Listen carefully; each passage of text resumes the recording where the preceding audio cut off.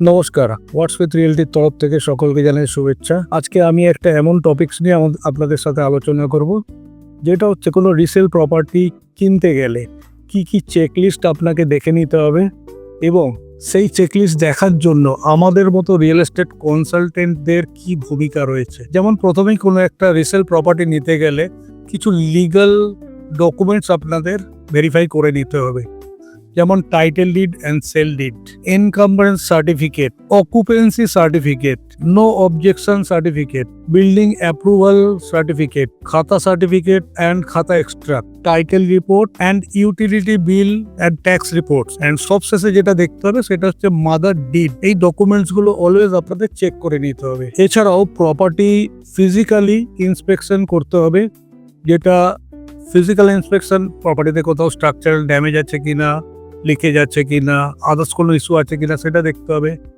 Electrical inspection করতে হবে, plumbing inspection করতে হবে, যেটাকে বলা হয় স্ট্রাকচারাল ইন্সপেকশন, সেটাকে তো অবশ্যই করতে হবে, কোথাও ক্র্যাক আছে কিনা, কোথাও ড্যামেজ আছে কিনা। এজ অফ দ্য প্রপার্টি একটা বড় ম্যাটার হয়, কারণ যত প্রপার্টির এজ বেশি হবে তত আপনাদের মেনটেন্যান্স খরচা বেড়ে যাবে, সেটাও দেখতে হয়। এছাড়াও দেখতে হয় এক্সিস্টিং কোনো মর্টগেজ আছে কিনা। আর সর্বশেষে যেটা দেখতে হয় যে রিনোভেশন অ্যান্ড রিপেয়ার কস্ট কি পড়তে পারে, কারণ প্রপার্টির যখন ভ্যালুয়েশন হবে এই পয়েন্টগুলো অলওয়েজ মাথায় রাখা দরকার। এছাড়াও যে জিনিসগুলো দেখতে হয় সেটা হচ্ছে লোকেশন অ্যান্ড অ্যামিনিটিস, কি কি আছে প্রপার্টিতে, প্রপার্টি এটা রেজিস্টার্ড কিনা। আর কোনো ভালো প্রপার্টি ভ্যালুয়ারকে দিয়ে প্রপার্টির ভ্যালুয়েশন করিয়ে নিতে হয়, তাহলে অ্যাকচুয়াল দামটা আপনারা জানতে পারবেন।